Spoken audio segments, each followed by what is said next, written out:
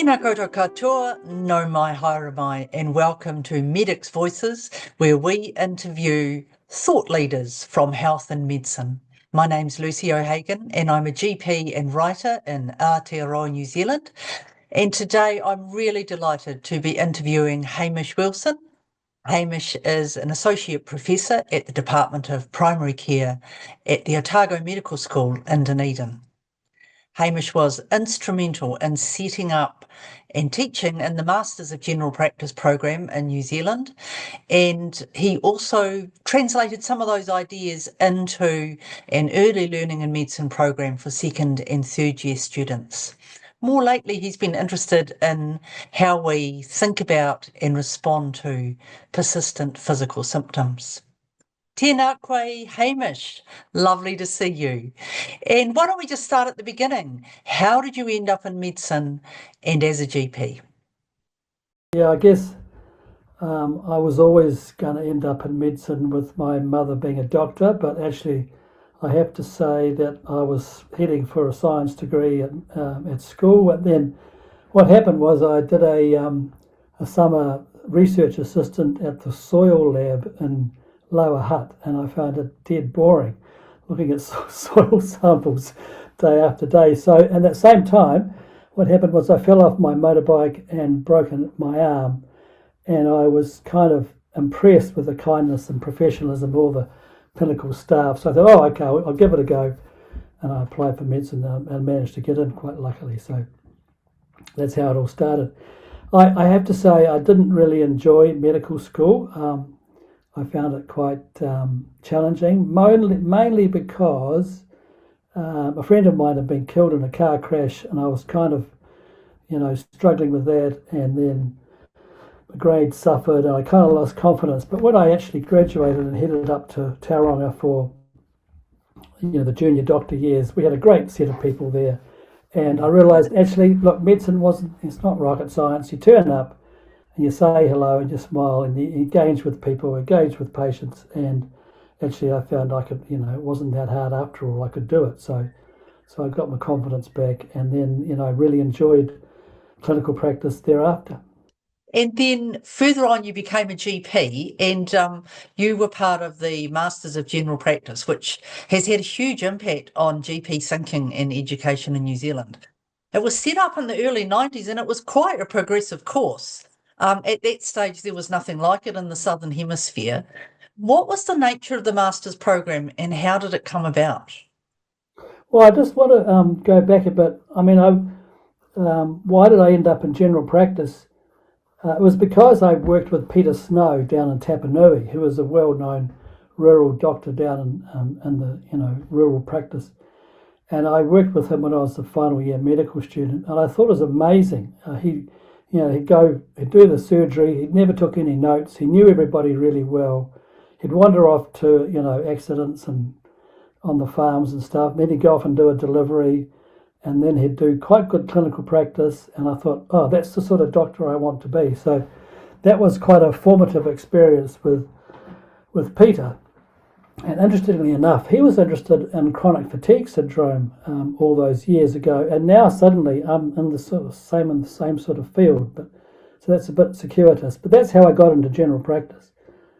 In terms of the master's degree, this goes back to Ian McWhinney, who was a professor of general practice in Ontario, in Canada, in the 70s and 80s, and he was, I'd call him the founding father of general practice, really, as an academic discipline in its own right. And he was extraordinary visionary. So he wanted to further develop the general practice as a discipline. So he developed this master's program for GPs, practicing GPs, because he said that you need people to teach it and research it and define its knowledge base and kind of philosophical direction. Because, in the 70s and 80s, being a general practice was really considered to be a sort of a feeder outpost for the real doctoring that happened in hospitals, But he didn't believe that, and nor do I.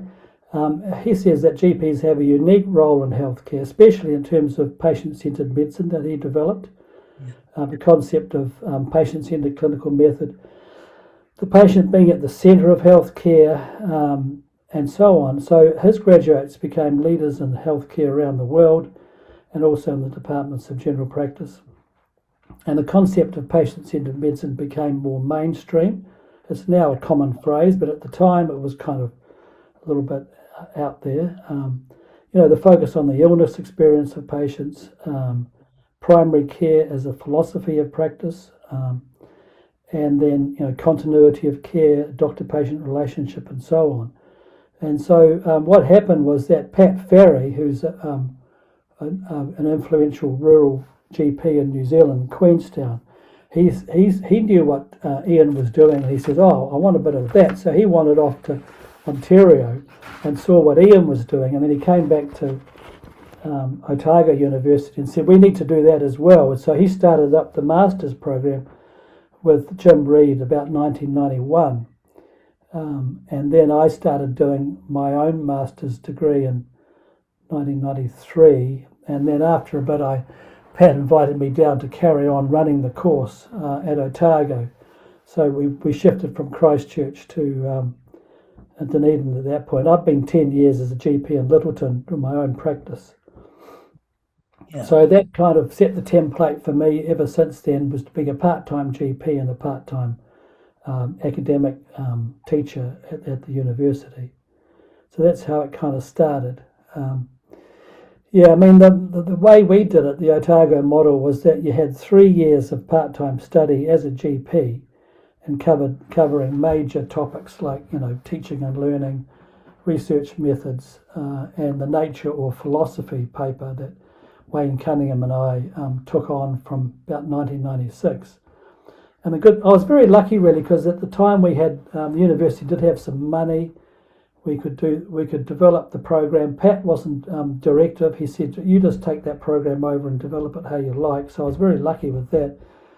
So we had a fantastic time, really, over the next, it was 20, 25 years, developing this master's course for GPs, or diploma as well. So what we'd do is we'd supply the GPs with key articles and books on certain topics.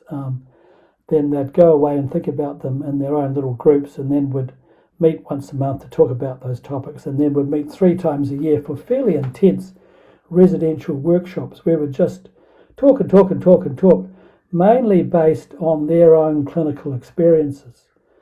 Also around that time, early 80s, early 90s, it was the start of qualitative research. Yeah. What was the experience like? Sort of experience-based research. What's the experience like of being a patient with such and such a disease? And so we took that up. What's the experience like of being a GP? And so we wanted to, they'd come with all these stories and would provide a framework for what was happening with them. So we're going past well past just teaching medicine as biomedicine, the technical stuff, the details about disease, into all the more challenging bits of clinical practice. So the modules we included in our paper were things like, the history and culture of modern medicine, the world of the patient, the doctor-patient relationship, so-called, difficult patients where you just haven't got a clue what to do. That was a really interesting thread, because we're not taught about difficult or heart-sick patients in medical school. We just think if we do a bit more sorting out the disease, they'll get better, but that's just not what happens in practice. We also do things like consultation analysis, and we developed a paper called The Self of the Doctor, which covers motivation and identity and self-care and health of doctors and so on. And we have papers on professionalism and the role of general practice in primary health care, multi-morbidity, polypharmacy sort of stuff. Yeah. So the emerging issues that biomedicine was running into, really. Yeah. Yeah. And then we based it on reflective practice, so they'd have to write about their own practice, the doctors, and try and link that back to the frameworks that we're offering them. And they came up with some great concepts. So So after a while, we thought, oh, we're not quite covering all the issues that the GPs were encountering. So we developed an advanced paper called Advanced Nature, and we had more modules on things like suffering and end of life care. It wasn't really a course on palliative care, but just the concepts of suffering and so on, and adverse outcomes and patient safety and complaints and mistakes. How do you cope with that? Because we weren't taught about that in our training either. And it's these are the things that trip people up, as you may know. And then it was still the whole thing was based on a reflective practice model. So we were big on reflective practice. I mean, you have an experience, but you have to make sense of the experience. So we coached the GPs on various ways of reflective practice, reflection work. So, writing or talking with colleagues or being in a peer group or one-to-one supervision and so on. So we kind of help them, I think, become more solid in themselves because they got less tripped up by the stuff that people get tripped up by. Yeah. So talking about health of doctors, for example, I mean, the extraordinary challenges in being a doctor, and not just because the medicine's difficult, but because being a caregiver anyway is difficult, is a challenging role. Not just us in medicine that have those issues. So, yeah, we learned an awful lot. Over the years, I suppose, it acted like a sort of a focus group for what's the nature of general practice. And so as we sort of iterated and developed the program as issues arose for our various groups that went through. So it was a really interesting time, and Wayne and I worked on that for years and years really, and then after a while we thought, oh, we could try and capture some of this learning in a book. So we wrote this book called Being a Doctor. Being a Doctor, Understanding Medical Practice. And that was a bit like, it wasn't so far away from Ian McWhinney's original book, which was The Philosophy of Family Practice, I think, or similar title that he wrote in about 2000. So we were sort of following on with Ian, but not just following on, but actually learning from the experience of our doctors what it was like to be a GP, and I think we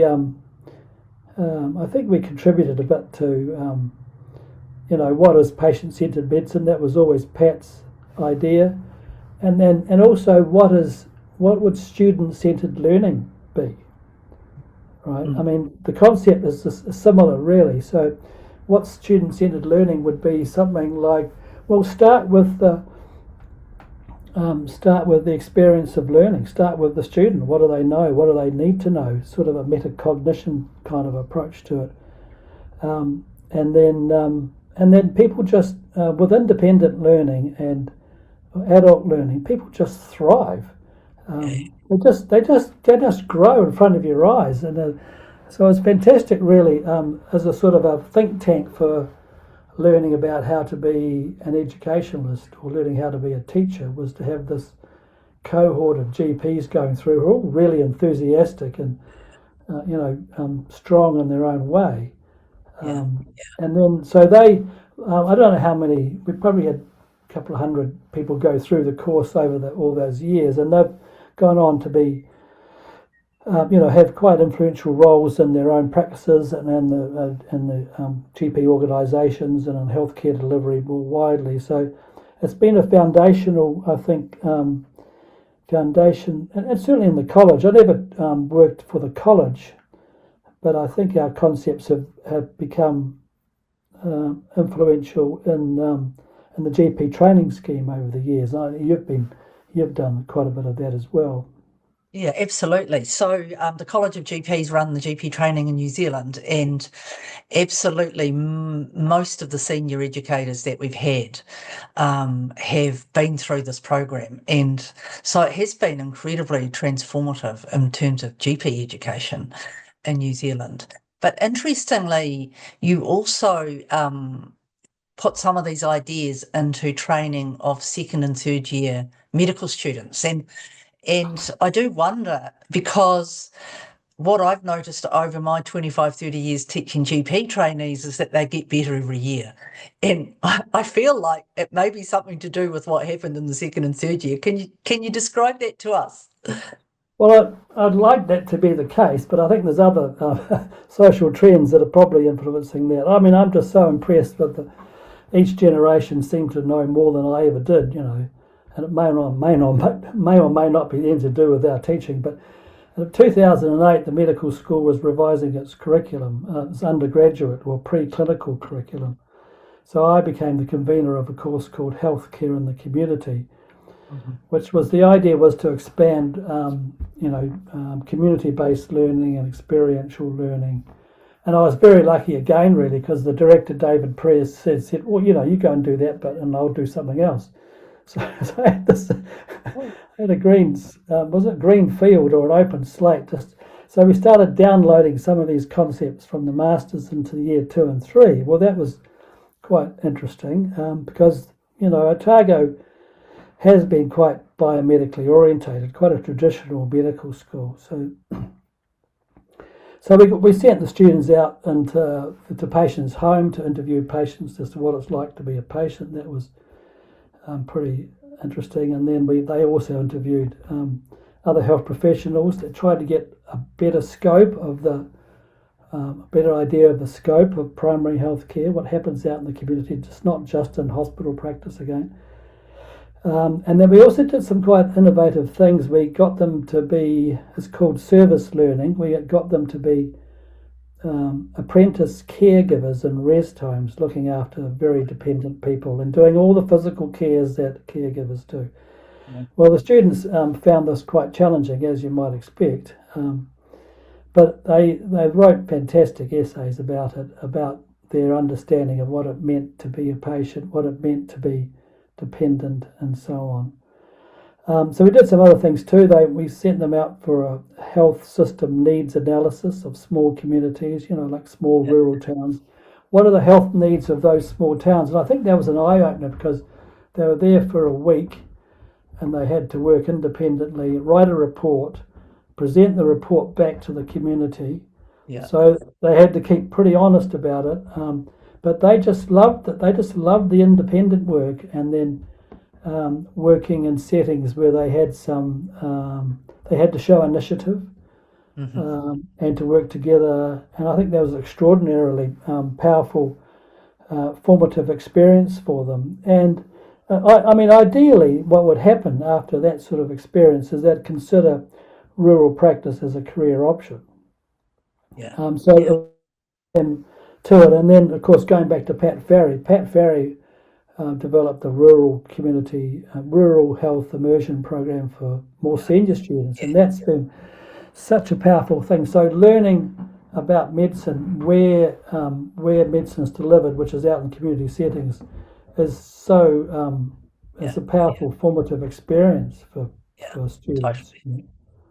So in terms of the outcomes from that, it's hard for us to know, but after a few years, our colleagues in the clinical training program said, what are you guys doing down there?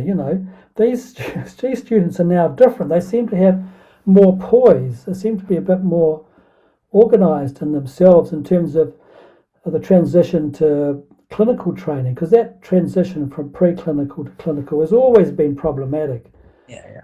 In a traditional medical school. And so I think we were addressing that sort of quite directly. And our other colleagues, did the clinical skills training, how to examine people, how to take history and stuff like that. Yeah. So we were the healthcare in the community, which is now called early professional experience, was sort of like they get the skills and, comm skills and clinical skills, and then have some worked examples to how you Yeah. might do that Yeah. and with real patients. So it was really what's the word, cumulative, their learning. So I think I think that was quite a change for the medical school, and I'd like to think we made a difference to it. But over the years, we also started introducing some of the more challenging topics like palliative care for second and third year medical students. And I got a bit of flack for this, but I introduced them to adverse outcomes and patient safety and Yeah. stuff. And some Yeah. of my colleagues weren't so keen about that, but I thought, look, this is the real world. You can't give them a sort of a pie in the sky. Medicine's going to be great. No, prepare them for what is going to happen. Yeah. Things are going to turn to custard at some point. You're going to make a mistake because that's inevitable. So, Hamish, more recently you've developed this interest in persistent physical symptoms, which in the past we've called all sorts of things: functional illness, mind-body problems, somatisation. Tell us how your interest in this developed. Well, it's a good question because I've worked quite a lot with Brian Broom and Brett Mann, who have been the leaders a bit with the somatisation model in New Zealand for years and years, and that was very helpful.